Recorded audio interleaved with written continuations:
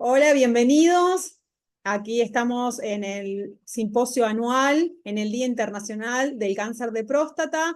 Eh, Bienvenidos a todos, buenos días, buenas tardes, de acuerdo a donde nos estén mirando. Le doy la bienvenida también a Guillermo Rossi, él es secretario de Vicare, hoy me va a acompañar en todo el simposio. Buen día, buen día, Guillermo. Hola, ¿qué tal? Sí, buen día para nosotros. Muchísimas gracias a todos por estar. Vamos a presentar a nuestro primer disertante, que es el doctor Joaquín Chemi, urólogo. Adelante, Gracias. doctor, gracias. Hola a todos, muy buenos días. Mi nombre es Joaquín Chemi, soy médico urólogo, formo parte de la unidad de tumores genitourinario del Instituto Alexander Fleming y en esta oportunidad, junto a la Asociación Vicare, queríamos informarle acerca del cáncer de próstata localizado o cáncer de próstata en sus etapas iniciales cuando se encuentra confinado dentro de la glándula prostática.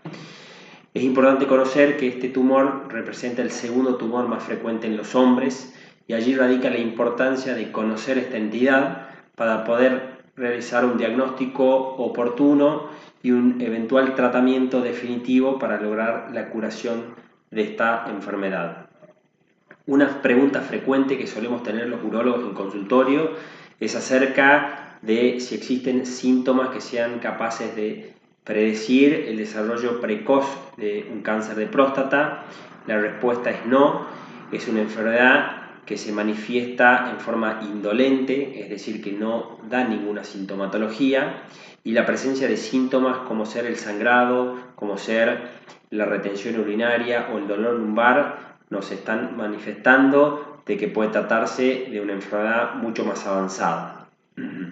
Es por esto que las sociedades urológicas y oncológicas recomiendan el inicio del control prostático a partir de los 50 años. Este examen consiste en realizar un análisis de sangre para evaluar el antígeno prostático específico o PSA. Aparte, los urólogos solemos utilizar algún método por imagen, como ser una ecografía, para determinar el tamaño de la próstata, al mismo tiempo que evaluamos otros órganos de la vía urinaria, como ser el riñón y la vejiga. Y el tercer elemento consta del tacto rectal, que nos permite evaluar la presencia de nódulos o induraciones en la próstata, que nos pueden estar hablando de un carcinoma que se está desarrollando en sus etapas iniciales. Entonces, una vez que se realiza el diagnóstico a través de una biopsia de próstata, establecemos clasificamos a los pacientes en distintos grupos, pacientes que pueden ser de bajo riesgo, pacientes que pueden ser de riesgo intermedio y de riesgo alto, y esta clasificación permite establecer el pronóstico de la enfermedad. No todos los pacientes deben recibir un tratamiento definitivo en forma inmediata. Hay un grupo de pacientes que pueden ser monitorizados o vigilados en un esquema que se denomina vigilancia activa, que consiste en controles mediante análisis de sangre y estudios por imágenes para evaluar la enfermedad y poder postergar hasta cuando sea necesario el tratamiento definitivo. De esta manera evitamos los efectos colaterales de los tratamientos. Dentro de los tratamientos encontramos dos fundamentalmente. Tenemos la cirugía, que es lo que yo voy a desarrollar en algunos minutos, y la radioterapia. La cirugía consiste en lo que se denomina la prostatectomía radical, que consiste en sacar la próstata y algunos ganglios de la pelvis para ser analizados. Esta cirugía actualmente se realiza por técnicas mínimamente invasivas, que son técnicas que permiten tener una imagen amplificada de todo el procedimiento quirúrgico y de esta manera optimizamos la técnica quirúrgica y reducimos todos los trastornos funcionales que pueden ocurrir durante esta intervención. Dentro de las complicaciones que pueden ocurrir o los trastornos funcionales, fundamentalmente se puede ver comprometida la continencia de la orina y la erección de los pacientes, pero hoy en día con estas técnicas mínimamente invasivas y con una serie de tratamientos específicos podemos lograr revertir casi totalmente o totalmente todos los efectos colaterales de esta intervención quirúrgica. Es por esto que recomendamos realizar los controles prostáticos en forma oportuna. Invitamos a toda aquella persona que tenga dudas sobre esta patología consultar para poder realizar un diagnóstico en forma oportuna. Saludos, muchas gracias. Bueno, muchas gracias, doctor Joaquín Chemi. Muy clara la explicación. Guillermo, ¿con quién seguimos? Bueno, en este momento vamos a seguir con el doctor Pablo Sade, quien es oncólogo y nos va a hablar del tratamiento oncológico del cáncer de próstata. Así que, doctor, muy bienvenido. Cuando usted desee, lo escuchamos. Adelante. Hola, ¿cómo están? Mi nombre es Juan Pablo Sade, soy oncólogo clínico. Me dedico exclusivamente a tumores geniturinarios y soy el jefe de la unidad de tumores geniturinarios en el Instituto Alexander Fleming y en el Hospital Universitario Austral. Hace muchos años que el tumor que más trato y más atiendo es, por supuesto, cáncer de próstata. El cáncer de próstata, como ustedes probablemente sabrán, es el tumor más frecuente en el hombre. Aproximadamente 1 de cada 7 hombres va a tener cáncer de próstata a lo largo de su vida. Esto hace que dentro de la patología genitourinaria sea el tumor que con más frecuencia vemos en el consultorio. Nuestra manera de atender a los pacientes con tumores de próstata es lo que se llama de una manera multidisciplinaria, un equipo multidisciplinario. Ustedes van a tener videos también de colegas que son vitales en el equipo médico que trata a los tumores de próstata, como urólogo, radioterapeuta, psicooncólogo. Decimos que queremos centrar la atención en el paciente y que todos aportamos nuestra parte de la atención para que sea una atención integral justamente del paciente que padece la enfermedad. Como oncólogo nos toca ver tumores de próstata en etapas más tempranas y en etapas más avanzadas. En general, en los lugares donde los pacientes hacen sus controles a la edad que corresponde, que es a partir de los 50 años, van al urólogo, se hacen un antígeno prostático específico, un análisis de sangre, la mayoría de los tumores son diagnosticados cuando todavía están localizados en la próstata. Como ustedes probablemente habrán escuchado, estos tumores no suelen dar síntomas y por eso es muy importante hacer los controles para diagnosticar estos tumores. Otro porcentaje de nuestros pacientes son pacientes en los que la enfermedad ya se ha extendido más allá de la próstata. En general, el tumor de próstata, cuando se extiende más allá de la próstata, suele irse a los huesos, suele irse a los ganglios. Esto es bastante común. Hoy en día lo encontramos allí con un poco más de frecuencia porque utilizamos métodos diagnósticos mejores, como el PET. Muchas veces los pacientes, ustedes nos preguntan por el PET. ¿Qué es el PET? Es la tomografía por emisión de positrones. Y hay un PET especial que se llama PET-PSMA y otro que se llama colina, que muchas veces usamos para localizar la enfermedad y a veces nos encontramos que estos estudios nos permiten diagnosticar focos muy pequeños de la enfermedad fuera de la glándula prostática. Pero de todas maneras, el cáncer de próstata, afortunadamente, es un tumor que tiene muy efectivos tratamientos, incluso cuando se ha extendido fuera de la próstata. Por supuesto que el tratamiento que nosotros vamos a proponer como oncólogos va a estar en línea con la agresividad de la enfermedad. Si estamos frente a un paciente que tiene un tumor muy agresivo y que ya tiene muchas lesiones fuera de la próstata, eso bajo ningún aspecto significa que no haya un tratamiento o que la situación sea muy grave. Es seria pero no grave, me gusta decir a mí. Los tratamientos basados en inyecciones, en pastillas y a veces incluso el uso de quimioterapia son muy efectivos para el tratamiento de esta enfermedad. Hemos avanzado muchísimo en el desarrollo de pastillas cada vez más nuevas y más potentes y más efectivas y mejor toleradas, en bloquear la testosterona. Los pacientes saben, se lo imaginan, lo conocen. Cuando uno es diagnosticado con un tumor de próstata, en general este tumor es alimentado por la testosterona. Entonces una base del tratamiento es justamente bloquear la testosterona y esto lo hace muy exitoso al tratamiento. El cáncer de próstata es un tumor hormonodependiente. Tenemos medicaciones para cuidarle los huesos a los pacientes, le damos calcio, le damos vitamina D, Usamos drogas como el ácido zoledrónico, como el denosumab, que se utilizan también para la osteoporosis, pero en el caso de nuestros pacientes se lo damos fundamentalmente para reforzar sus huesos. Con todo esto somos en general muy exitosos en el tratamiento de esta enfermedad.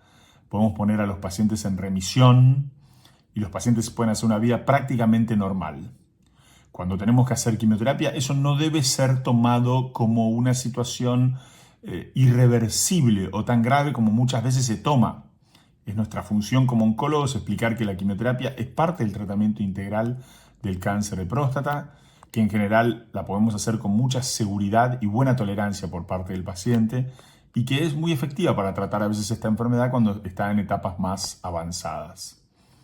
Disponemos de otro tipo de tratamientos como radioterapia en alguna de las lesiones que puede tener el paciente en los ganglios o en los huesos, tratamientos nuevos como la teragnosis, que tiene un nombre muy complicado, pero básicamente se utiliza una sustancia que se llama lutecio-PSMA, que es como una radiación endovenosa. Es difícil de entender, pero es un tratamiento que cada vez gana más aceptación y da resultados mejores en el tratamiento del cáncer de próstata. Es decir, que muchas veces, sobre todo como oncólogos, cuando tratamos la enfermedad avanzada, a pesar de que no le podemos decir al paciente que lo vamos a curar, porque cuando está muy avanzada la enfermedad no lo podemos curar, sí le podemos decir que podemos cronificar su enfermedad. Eso significa que la podemos controlar sin que el paciente corra riesgo y el paciente pueda hacer una vida normal, disfrutar de su familia, de su trabajo, de sus viajes, de su tiempo libre, con tratamiento crónico, como tantas otras enfermedades crónicas que estamos acostumbrados a tenerlas durante toda nuestra vida, como hipertensión arterial o diabetes, que requieren un tratamiento crónico, pues se pueden cronificar pero no se pueden curar.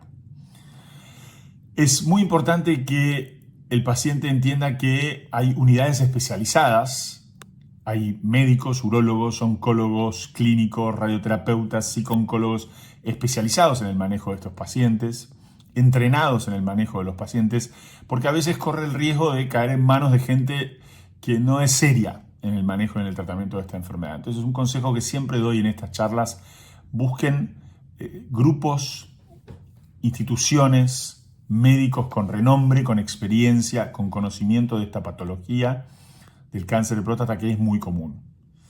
A los hombres nos cuesta más que a las mujeres, somos menos valientes, esa es la verdad. Apoyémonos entonces en nuestra familia para buscar una atención adecuada. Pero sepan que en la mayoría de las circunstancias, por muy avanzadas que parezcan, hay cosas para hacer, hay tratamientos para controlar la enfermedad y los progresos no paran. Tenemos frecuentemente estudios de investigación o protocolos donde vamos ofreciendo tratamientos nuevos que nos han llevado justamente a avanzar todo lo que hemos avanzado en esta última década, y vamos a seguir trabajando siempre incansablemente para tener mejores resultados, para que se curen más pacientes, para que aquellos que no se curen vivan cada vez más y mejor y puedan disfrutar muchos, muchos años de vida. Nada más para decirles, quería saludarlos y agradecerles por escuchar este video, y a disposición desde el Instituto Alexander Fleming. Un saludo. Bueno, muchas gracias, doctor Juan Pablo Sade. Muy clara la explicación. Y Guillermo, ¿con quién seguimos? Bueno, ahora seguimos con la radioterapeuta, la doctora Mariana Gali. Así que le damos la bienvenida, doctora, para que usted pueda comenzar. Hola, muchas gracias por la presentación y gracias también por este espacio para llegar a los pacientes con un tema que no es tan conocido como la radioterapia para los tumores de la próstata.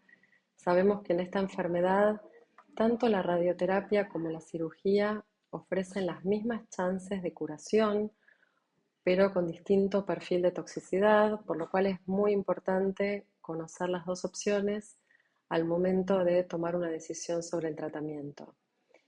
Paso a contarles de la radioterapia, que es el uso de la radiación para el tratamiento de los tumores. Se usa un tipo de radiación que tiene la capacidad de interactuar con el material genético, el ADN de las células tumorales, dañándolo de manera que no se puedan seguir reproduciendo, lo que lleva en definitiva a la muerte de las células tumorales y del tumor. Para los tumores de la próstata hay básicamente dos tipos de radioterapia. Una es la radioterapia interna o braquiterapia, en la cual la radiación llega a la próstata mediante implantes de material radioactivo dentro de la próstata. Y la otra, que es de la que voy a hablar hoy, es la radioterapia externa, en la cual la radiación llega a la próstata desde afuera. La radiación la entrega un equipo que se llama acelerador lineal, en el cual el paciente se acuesta y sin sentir nada recibe la radiación necesaria para eliminar la enfermedad. Ahora, para llegar a ese momento en el cual el paciente ya está en el equipo de tratamiento, hay toda una planificación muy compleja que empieza con una primera entrevista con el médico radioterapeuta, donde se analizan todos los estudios que el paciente hizo hasta ese momento, se analiza la biopsia y se decide en conjunto con el paciente cuál radioterapia externa va a ser la mejor para este caso en particular.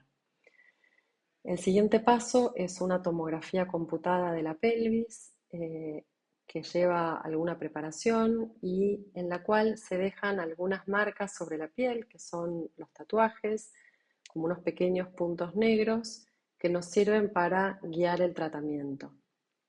Después de que el paciente hace la tomografía, vienen un par de semanas en las cuales el paciente tiene que esperar y nosotros trabajar en la planificación del tratamiento. Para esto, en radioterapia somos un equipo grande donde estamos los médicos y también hay físicos en radiación, que son los que realizan los planes de tratamiento.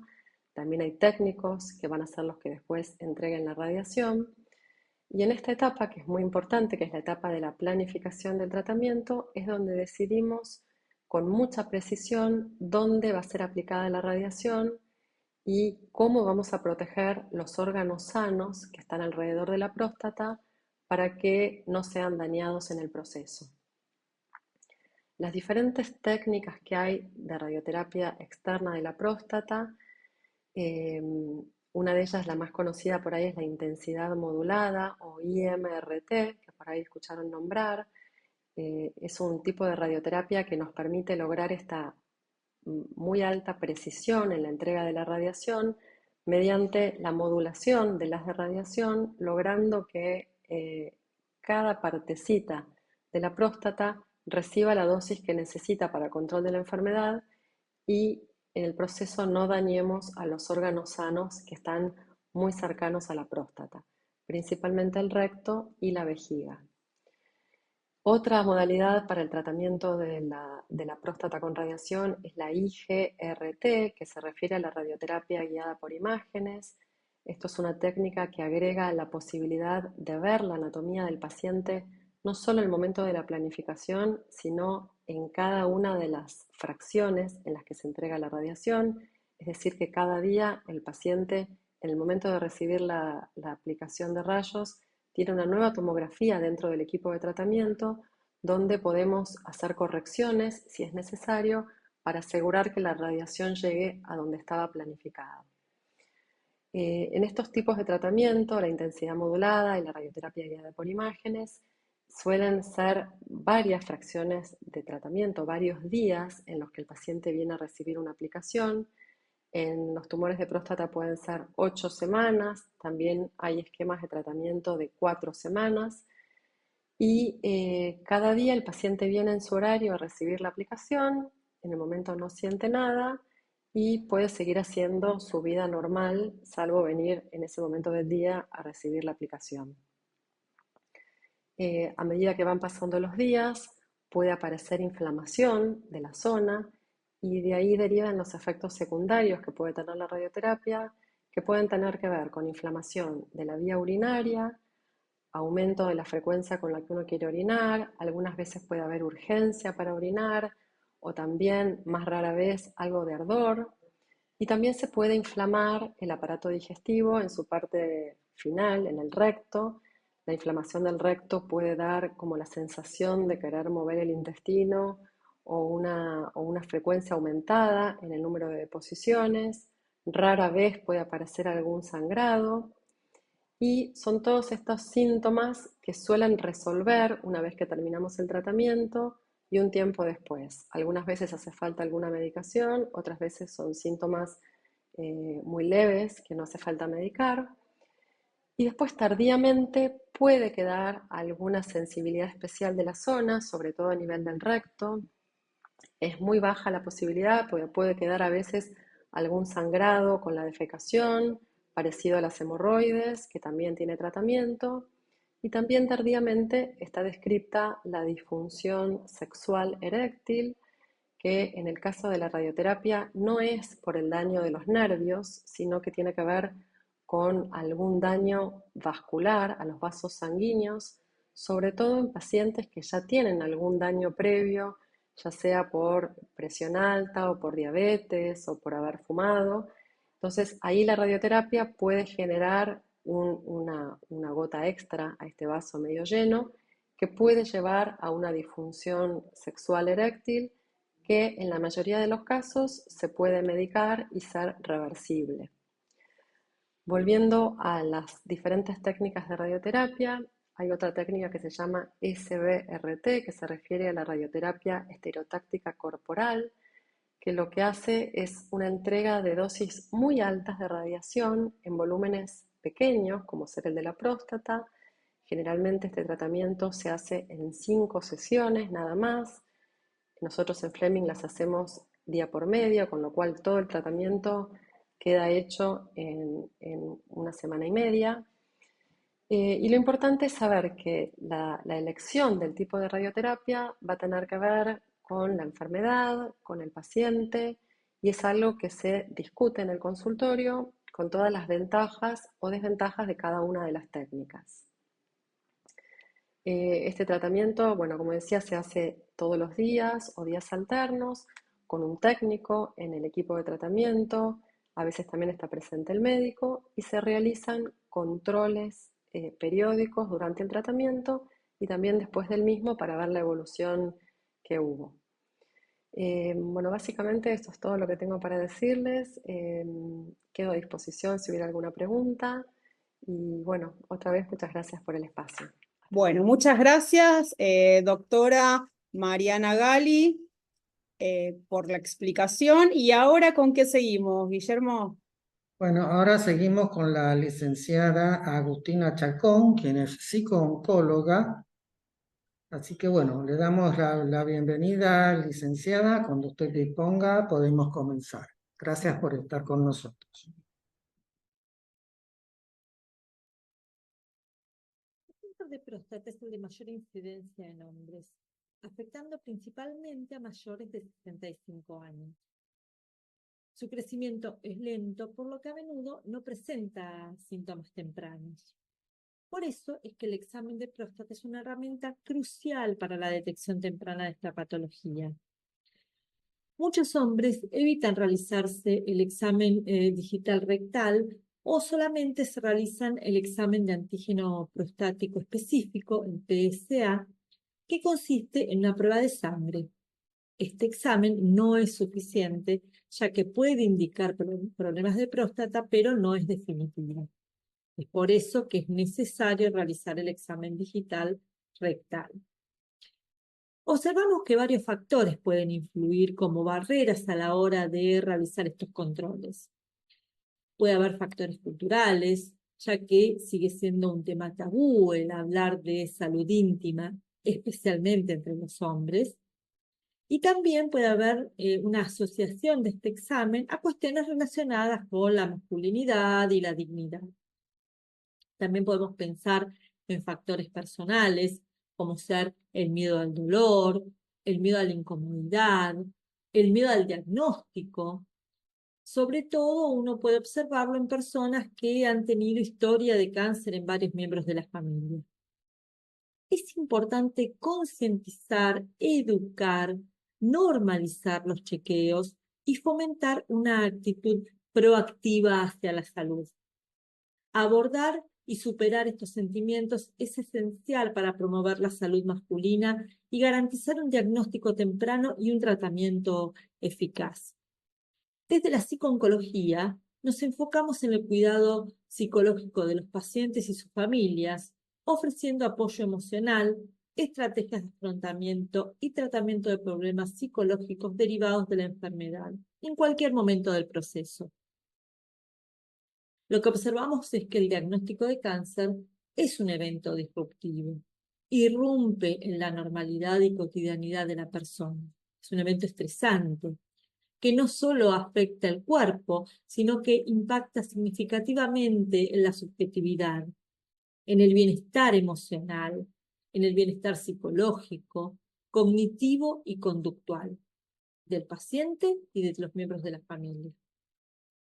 Puede significar una amenaza a la identidad, a la masculinidad, a la autonomía, a la vida. Son esperables sentimientos de enojo, ansiedad, tristeza, miedo, vergüenza e impotencia. A esta situación la llamamos adaptación normal al cáncer. Adaptarse a los cambios que implica este diagnóstico y tratamientos, adaptación a los cambios de roles, cambios físicos, cambios en las rutinas, adaptarse a los tratamientos que pueden afectar la imagen corporal y la autoestima, especialmente si ocasionan efectos secundarios y o secuelas como incontinencia urinaria o disfunción eréctil, pérdida de la libido, efectos gastrointestinales, trastornos del estado de ánimo, sobre todo los más frecuentes que son ansiedad y depresión. También después de los tratamientos pueden aparecer dificultades en relación a la vuelta a la nueva normalidad, miedo a la recidiva, es decir, a la vuelta de la enfermedad, miedo o ansiedad frente a los controles y la reinserción laboral, sentimientos de tristeza y sentimientos relacionados a las pérdidas atravesadas. La vergüenza o la falta de confianza para hablar de estos miedos o preocupaciones puede llevar al paciente a aislarse y como resultado sus relaciones, tanto de pareja, de familia, laborales, amistades, pueden verse afectadas o alteradas, generando mayor malestar. Algunas sugerencias para afrontar estas situaciones son, primero y principal, expresar los sentimientos, sean cuales sean, sin juicio de valor, ya sea con un ser querido, con alguien del equipo médico, o utilizando la escritura, o cualquier modo de expresión, permite aclarar, reflexionar y encontrar nuevas formas de atravesar el proceso. Evitar lo que nosotros llamamos la tiranía del pensamiento positivo, validar las emociones y o pensamientos desplacenteros para luego poder pensar otros alternativos más realistas y esperanzadores. No sentir culpa. Algunas personas creen que se enfermaron de cáncer por algo que hicieron o por algo que no hicieron. Pero no hay hasta el momento evidencia científica que demuestre esto. Cada cuerpo es diferente y cualquier persona puede enfermar de cáncer. Decimos que las estadísticas nos muestran que 1 de cada 3 personas. Pida ayuda. Aprender a pedir a los otros sin sentirse una carga es muy importante. Ayudar a los otros a saber qué necesitamos. Recordemos que amor no es telepatía. Así que si esperamos algo del otro, este ser querido está esperando que nosotros lo ayudemos a ayudar. Realizar actividades que disfruten, ¿sí? Seguramente algunos de los cambios que se produjeron por la enfermedad y sus tratamientos impiden realizar las cosas que disfrutaba. Puede ser que las impidan temporalmente o definitivamente. Pero también es muy probable que haya otras tantas que sean placenteras. Y si no las había, bueno, será una buena oportunidad para incursionar sobre algo nuevo. Abordar los aspectos emocionales del paciente, como desmentir los mitos sobre el examen de próstata, es fundamental para la salud integral de los hombres. Fomentar la conversación abierta, la educación y el apoyo emocional puede mejorar significativamente la calidad de vida de quienes enfrentan esta enfermedad y sus familias. Siempre decimos que el cuidarse también es cosa de hombres. Gracias. Bueno, muchas gracias, licenciada Agustina Chacón. Hay que hacerse los controles, no queda otra. Así que invitamos a todos a que se hagan los controles. ¿Con quién seguimos, Guillermo? Bueno, ahora seguimos con la nutricionista, quien es María Soledad Fernández Túnez, quien nos va a hablar y nos va a dar una pauta de la alimentación, ¿no?, que tenemos que respetar para que las cosas anden lo mejor posible. Bueno, María Soledad, te damos la bienvenida y bueno, somos todo oídos. Gracias. Hola a todos, buenas tardes. Bueno, muchas gracias por la presentación y gracias a la Asociación Vicare por invitarme a formar parte de este simposio en el mes de concientización sobre el cáncer de próstata. Considero muy relevante estas charlas, muy enriquecedoras, tanto para el paciente que convive con una enfermedad oncológica, como para su familia. Hoy en día, con el uso de las redes sociales, tenemos muy a mano información. Muchas veces esa información no tiene respaldo científico y lo único que hacen es desinformar, generando al paciente temor a la hora de comer, dudas. Entonces estas charlas me parecen muy valiosas. Mi presentación va a ir enfocada a eso, a derribar mitos y a brindarle al paciente información clara y precisa sobre la alimentación para pacientes diagnosticados con cáncer de próstata. Bueno, voy a compartir pantalla.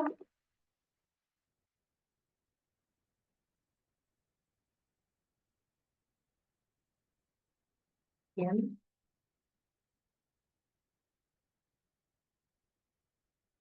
Bueno, empecemos. Lo primero que se pregunta a un paciente cuando tiene diagnóstico de cáncer de próstata es: ¿debo comer diferente? ¿Qué debo comer? Las principales dudas, o las que más me llegan al consultorio, son: ¿debo hacer una dieta sin gluten? ¿Debo excluir los lácteos de mi dieta? ¿Debo consumir menos azúcar o directamente no consumir azúcar?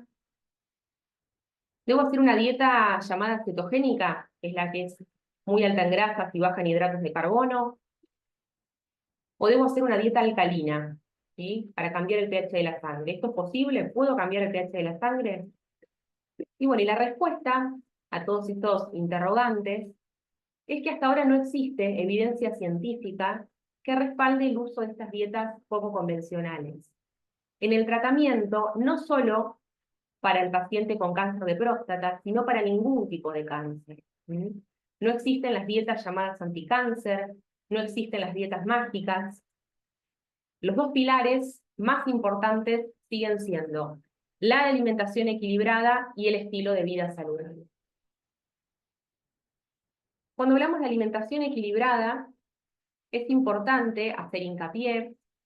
Nosotros somos un país que consume mucha carne roja, mucho asado, milanesa de ternera, carne al horno, picadita. Entonces, la idea es disminuir la frecuencia, tanto de carnes rojas, que acá vemos que están enumeradas cuando hablamos de carne roja: cerdo, ternera, cordero y cabra.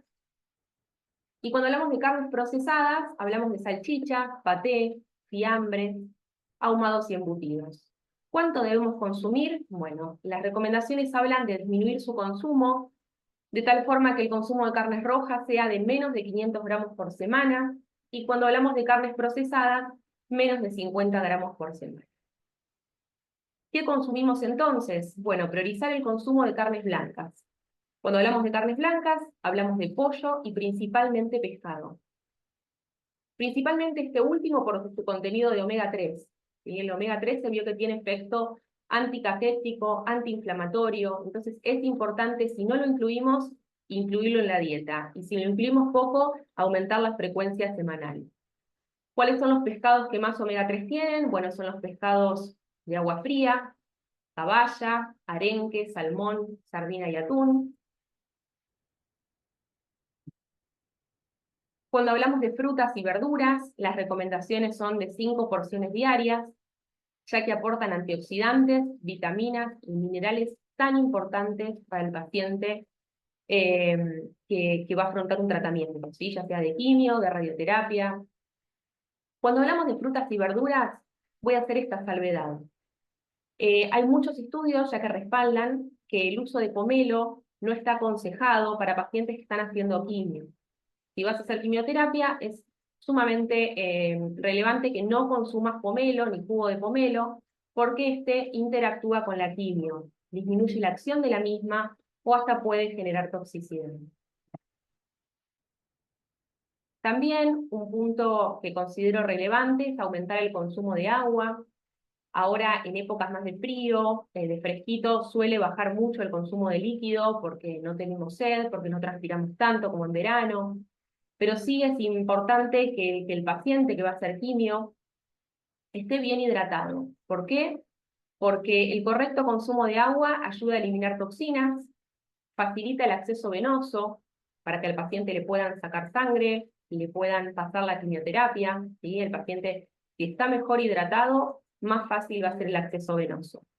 Mejora el tránsito intestinal para pacientes que tienden a la constipación o por la medicación que reciben, se constipan. Bueno, hay que aumentar el consumo de agua. Las recomendaciones son de 2 litros, pero eso también después puede ser individualizado. Y también, si el paciente tiene vómitos o diarrea, el correcto consumo de agua ayuda a reponer líquidos. Vamos a hablar ahora de los lácteos. Muchos pacientes me preguntan si tienen que erradicar los lácteos de su dieta, si tienen que dejar de consumirlos. Y mi respuesta siempre es que actualmente no hay evidencia científica que justifique erradicar los lácteos cuando uno convive con una enfermedad oncológica. Si el paciente los tolera bien, son una muy buena fuente de proteínas. Lo que sí sugiero es consumir los descremados porque tienen mejor perfil de grasa. Los cereales también se pueden consumir sin ningún problema, elegir preferentemente integrales por el aporte de fibra. También hay que ver la tolerancia, porque hay pacientes que no suelen consumir mucha fibra, entonces el consumo de esta debe ser paulatino, si el paciente no está acostumbrado a recibirla. El consumo de azúcar también es un tema. Muchos pacientes me preguntan si el azúcar alimenta el cáncer, si deben dejar de consumir azúcar. Y yo lo que respondo es que hay que limitar el consumo de azúcar, pero no porque favorezca la propagación o el crecimiento tumoral, ya que esto es un mito, sino porque a mayor consumo de azúcar, mayor posibilidad de que el paciente desarrolle sobrepeso, diabetes y obesidad. Estos sí son factores de riesgo. Es importante mantener un peso saludable. Cuando hablamos de peso saludable, hablamos de un índice de masa corporal de 18,5 a 24,9. El índice de masa corporal sigue siendo una herramienta sencilla, práctica, que a veces utilizamos en consultorio. Por suerte, hoy en día, los licenciados en nutrición tenemos herramientas mucho más precisas para calcular masa muscular. Pero bueno, el índice de masa corporal es un método práctico y rápido que se saca dividiendo el peso sobre la talla al cuadrado del paciente. Y debe dar entre 18,5 y 24,9 para ser saludable. Las legumbres, es importante incluirlas. Los argentinos no solemos consumir muchas legumbres, a no ser en un guiso de lentejas, pero estaría bueno incorporarlas frías en ensaladas, hamburguesas de lentejas, hamburguesas de garbanzos, empezar a incorporarlas, siempre ver tolerancia. Hay pacientes que les da meteorismo, distensión abdominal, entonces siempre adecuar el plan de alimentación a la tolerancia que tenga el paciente. Y los aceites preferentemente en crudos, ¿sí? Sabemos que cuando son sometidos a altas temperaturas cambian su perfil de grasa, siempre es mejor el aceite directamente en crudo agregarlo a la preparación. Cuando hablamos de estilo de vida saludable, destaco el ejercicio. Hay muchos pacientes que vienen a consultorio y me dicen: Soledad, me diagnosticaron cáncer de próstata, yo hacía ejercicio, pero ahora que voy a afrontar una quimio, una radioterapia, voy a hacer vida más tranquila. Y justamente es lo que desaconsejan las guías. Las guías aconsejan que el paciente se mantenga activo, lo más activo posible. ¿Qué se recomienda? Ejercicio aeróbico 3 veces por semana, de 30 a 60 minutos, una intensidad moderada, ¿sí? Que no sea caminar mirando vidrieras, sino que sea un ritmo constante. Y también se recomienda ejercicios de fuerza, 2 veces por semana, 2 series de 8 a 15 repeticiones. ¿Por qué es importante que el paciente con cáncer de próstata haga actividad física? Porque a mayor masa muscular, mejor tolerancia al tratamiento. Se vio y hay muchos estudios que hablan justamente de esto. El paciente que más masa muscular tiene, más activo está, tolera mejor el tratamiento. Porque el ejercicio alivia síntomas como dolor, fatiga, disnea, insomnio, entre otros. Porque aumenta la circulación sanguínea y porque impacta positivamente en otras dimensiones como el estado de ánimo del paciente. ¿Sí? En general, un paciente activo que hace actividad física está de mejor humor, está mejor predispuesto. Entonces, es importante también en estas dimensiones, ¿no? Como el estado anímico. Siempre mantenerse activo, como lo que dije anteriormente. Si el paciente no puede salir de su casa, no va a ir a un gimnasio, siempre se puede mover. ¿Cómo? Subir y bajar escaleras si tiene dentro de su casa, pararse y levantarse de una silla, caminar de una punta a otra de la habitación, si puede salir a hacer compras, hacer actividades domésticas dentro de su casa, sacar a pasear al perro. Pero sí es importante saber que pequeños cambios hacen la diferencia. Siempre mantenerse activo. Dentro del estilo de vida saludable destacamos evitar el consumo excesivo de alcohol, pacientes que no lo consumen, por supuesto no consumirlos, y no fumar. Esta pregunta me pareció buena traerla acá. En consultorio muchos pacientes me preguntan si pueden consumir algunos alimentos para subir las defensas, es lo que me suelen decir. En realidad, ¿puedo consumir algún alimento que me suba los glóbulos rojos, las plaquetas, los glóbulos blancos? Y mi respuesta es que no. ¿Por qué? Porque la causa de deficiencia de glóbulos rojos, de plaquetas y de glóbulos blancos no está relacionada con la alimentación que recibe el paciente. Lo que sí puede hacer el paciente es tener una alimentación completa, y en esa alimentación completa es importante cubrir proteínas, energía, hierro, vitamina C, ácido fólico y vitamina B2, entre otros. Bueno, y acá quise hacer como un breve resumen. Como es el mes de concientización de cáncer de próstata, quería destacar cuáles son los tratamientos más frecuentes, si bien hay otros. Los más relevantes son la cirugía, la radioterapia, el tratamiento hormonal y la quimioterapia. Obviamente no voy a hablar de la cirugía, pero sí de la radioterapia, el tratamiento hormonal y la quimioterapia, porque están relacionadas con la alimentación del paciente. Cuando hablamos de radioterapia, sabemos que del 5 al 30% de toxicidad gastrointestinal está asociada a la radioterapia. Siempre depende de la técnica de radioterapia empleada, de la dosis y el volumen irradiado, ¿sí? Si me van a irradiar solamente próstata o próstata y pelvis. Los síntomas son secundarios a fenómenos inflamatorios del intestino y o del recto, como pueden ser enteritis o proctitis. Y algunos de los síntomas que quise enumerar son diarrea, dolor abdominal cólico, tenesmo rectal, urgencia y aumento en el número de deposiciones y sangrado rectal hemorroides. El tratamiento hormonal también me pareció relevante comentarles que el tratamiento hormonal, que es la terapia de deprivación androgénica, produce ciertas alteraciones metabólicas también en el paciente, que pueden aumentar el riesgo cardiovascular. Por ejemplo, aumentar los niveles de insulina, insulinoresistencia, la pérdida de masa muscular, el aumento de la grasa subcutánea y alteraciones de los lípidos, entre ellos disminución de la lipoproteína de alta densidad, incremento del colesterol total, de los triglicéridos, de las lipoproteínas de baja densidad. Entonces, la pregunta es, ¿qué hacemos ante esto? Primero, en primer lugar, consultar con un licenciado en nutrición para ajustar la dieta, ¿sí? Desde el diagnóstico es sumamente, diría que es el punto uno, lo más relevante es consultar con un licenciado en nutrición especializado en oncología, que los pueda orientar según los hábitos, los gustos del paciente, la tolerancia y la sintomatología que va presentando, ¿sí? Entonces, en primer lugar, consultar con un licenciado en nutrición para ajustar la dieta. Y, bueno, grandes rasgos, ¿qué hace un licenciado en nutrición? Si el paciente presenta diarrea, que es uno de los síntomas que acabo de enumerar, en general hacemos un plan de alimentación astringente. Hacemos foco en una correcta hidratación y en el manejo de fibra según tolerancia. Hacemos foco en hacer actividad física para evitar la pérdida excesiva de masa muscular. Y hacemos foco en alimentación saludable y mantener un peso adecuado. En tercer lugar teníamos la quimioterapia. ¿Se puede consumir alimentos crudos? Esto es un interrogante que me plantean mucho en consultorio. Soledad, voy a empezar quimioterapia, ¿tengo que consumir todo cocido?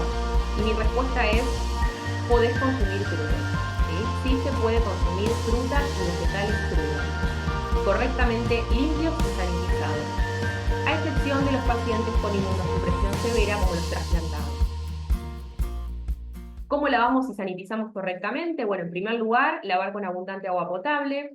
Sabemos que las frutas, los vegetales, tienen mucha tierra visible, más que nada los vegetales de hoja. Entonces, lavar uno por uno con agua potable, sacando toda esa tierrita visible que traen. Sumergir los vegetales y frutas en una solución con lavandina. La lavandina, esto es clave, tiene que ser apta para desinfectar agua. ¿Cómo sabemos que la lavandina que compramos es apta para desinfectar agua? Bueno, buscamos que tenga en el envase este loguito de gota, en forma de gota. ¿Cuánto ponemos? Por cada litro, 3 gotas de lavandina. Dejamos 15 minutos en esta solución de agua con lavandina y luego enjuagamos bien con agua potable. Si hacemos estos 3 pasos, es totalmente seguro consumir frutas y vegetales crudos. Fuera de casa, preferir los cocidos, es decir, si vamos a comer afuera, a lo de un familiar, a lo de un amigo. Ahí no sabemos cómo lavaron y sanitizaron los mismos, entonces, ante esa duda, preferir los cocidos por sobre los crudos. También algunos ítems relevantes es evitar el consumo de carnes jugosas o con color rosado, siempre las carnes bien cocidas. Evitar lácteos no pasteurizados o yogures caseros. Evitar huevo crudo, huevo poché, huevo pasado por agua o el omelette babé, siempre el huevo bien cocido. Evitar conservas caseras, sushi, ceviche.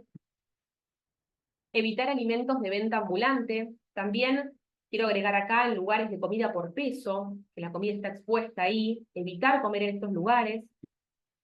Y evitar descongelar a temperatura ambiente. Esto es importante que si tenemos una carne frisada, un pollo congelado y lo queremos consumir en el día, bueno, no lo dejemos a temperatura ambiente, ahí se empieza a descongelar de forma heterogénea, empieza a exudar agua y puede haber proliferación de algún microorganismo, entonces siempre pasamos de freezer a heladera y si no se descongeló, al microondas, pero nunca a temperatura ambiente descongelar. Bueno, y acá termina mi presentación, espero que haya sido clara y haya sido de utilidad. Cualquier duda, dejo mi mail y dejo mi Instagram por si tienen alguna inquietud a su disposición. Muchas gracias por el tiempo.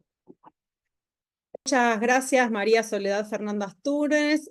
Bueno, hay que cuidarse con la salud, hay que comer sano, hay que hacer ejercicios.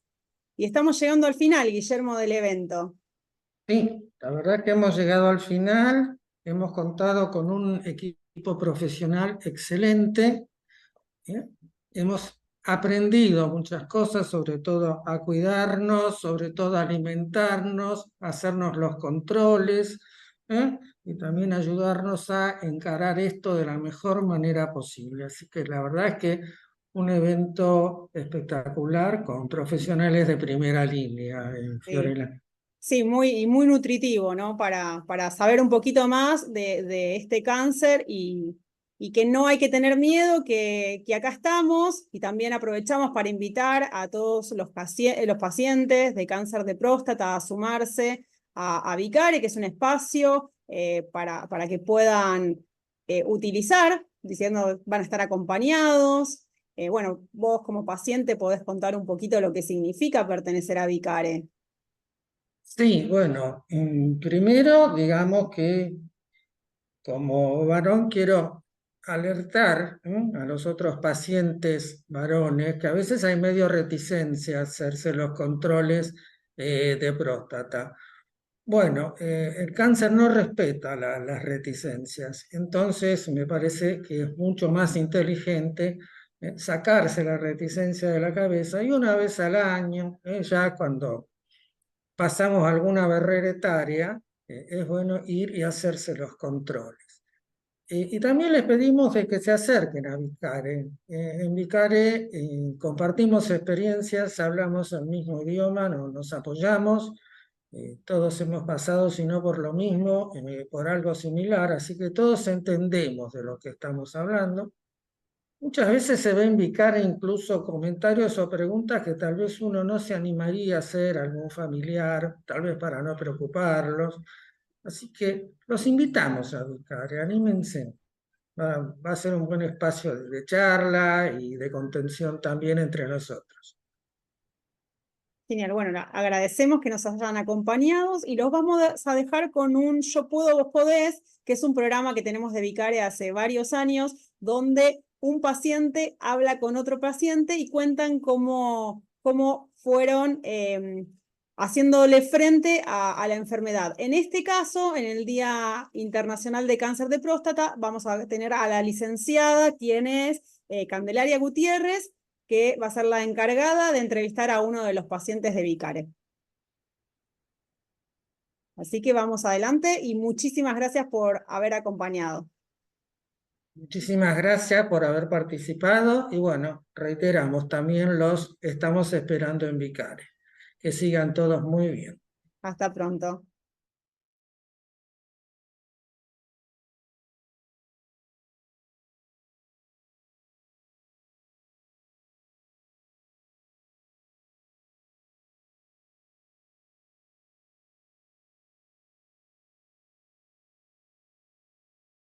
Empiezo.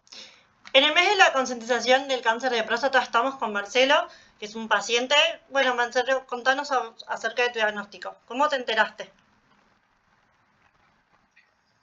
Bueno, yo a través de un estudio que me hicieron, ¿sí?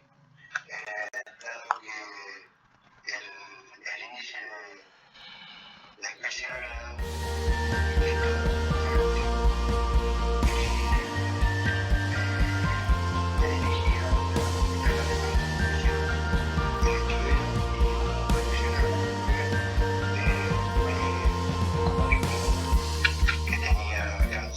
Ajá. ¿Y cómo fue tu reacción frente al diagnóstico?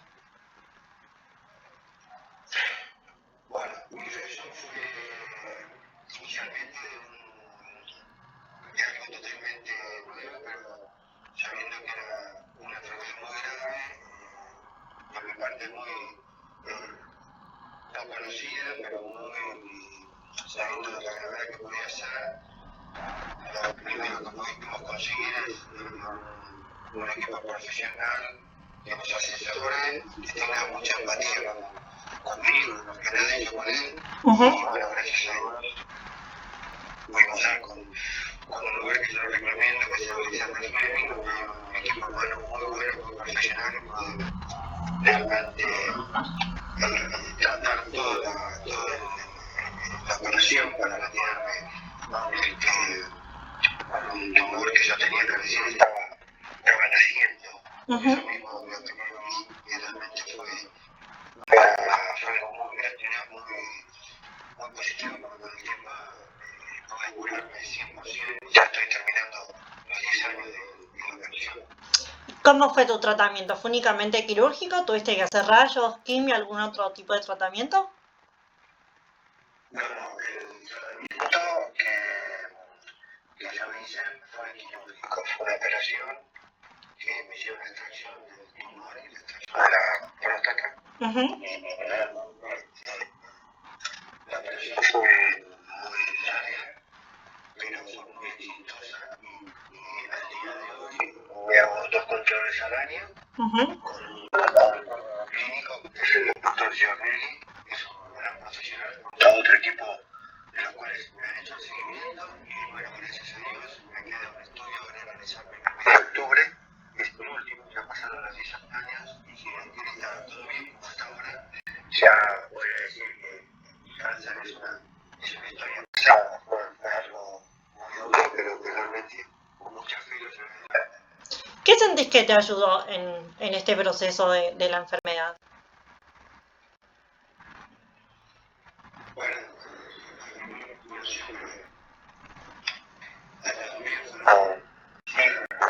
hijos y obviamente la fe, la oración, mucha gente que se me rezó por mí y por sobre todas las cosas yo siempre recuerdo al doctor Giomel y hay otro doctor que fue quien me operó, que se llama Villacorta, que es un excelente profesional y realmente siempre voy al Fleming, que es donde se pone la maratón en octubre, siempre oramos por él y realmente muestran la empatía que yo tuve con ellos, que también me asocié, por decir, a la fundación para poder colaborar en lo que todos los avances en el estudio del cáncer. Ok, ¿y qué le recomendarías a alguien que recién se entera del diagnóstico de cáncer de próstata, Marcelo? Bueno, primero que hay que tener en claro que el cáncer se cura, pero para eso siempre uno tiene que cuidar su salud y hacerse los estudios normales de cualquier persona, más allá que tiene antecedentes paternales, como en mi caso yo no lo tuve, todos los años me iba a las clínicas a la tenía del Monterrey y me hacía los estudios, y cuando surgió esto, de estar un poquito elevado de la especialidad, hice lo que cualquier profesional haría, contacto rectal, y a partir de ahí puedo tomar una decisión y tener un muy buen equipo médico. Pensar que si uno se hace los estudios preventivos, el cáncer se cura. Si uno se cura, si uno se deja estar, bueno, no sé cuál es la otra etapa, la de la quimio o otra que sea metástasis, por eso uno tiene que ser preventivo al 100%. Qué importante este testimonio. Bueno, Marcelo, ¿algo que quieras agregar? ¿Algo que quieras comentar o sugerir que no hayamos hablado?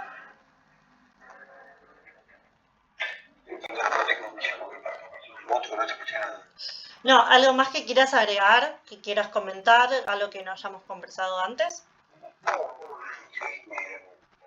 te digo, la prevención sería lo número uno. Y en el caso de haberse quedado la prevención, de no haber hecho la prevención, un buen equipo médico, un lugar donde sepan contener, te sientas empatizado también, un equipo profesional, pensar que podés salir adelante, no que el cáncer es la muerte, sino que si uno hace la prevención y bueno, después algún tratamiento, bueno, tener mucha fe, usar mucho también y tener un buen equipo, que es lo más importante, donde uno se sienta bien entendido, bien protegido y bueno, nada más, por eso podemos ayudar. Bueno, Marcelo, muchas gracias por tu testimonio, tu experiencia en este Yo Puedo, Vos Podés evitar. Muchas gracias.